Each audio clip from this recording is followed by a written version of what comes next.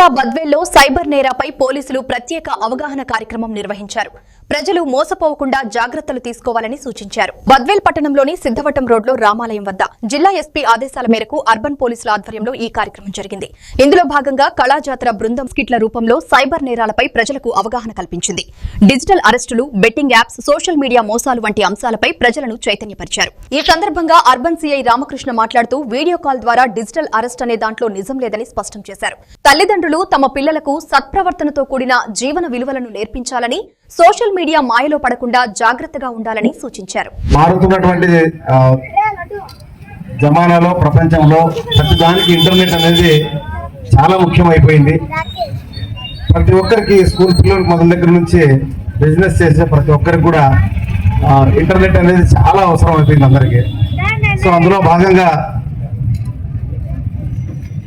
ఎక్కడైనా సరే ఇంటర్నెట్ ఏదైనా సరే పీక్ ఏదైనా ఎక్కువ ఉపయోగించబడుతున్నప్పుడు దానికి ఉన్నటువంటి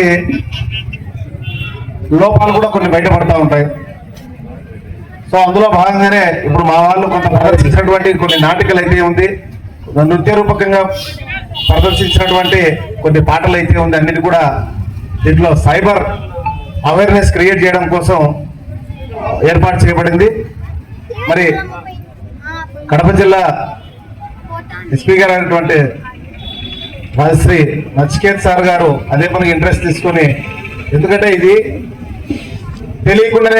మనకు తెలియకుండానే కొన్ని వేల కోట్ల రూపాయలైనటువంటి డబ్బులు సాధారణ ప్రజానీకం నుంచి ఈ సైబర్ క్రైమ్ రూపంలో కొల్లగొట్టడం జరుగుతూ ఉంది.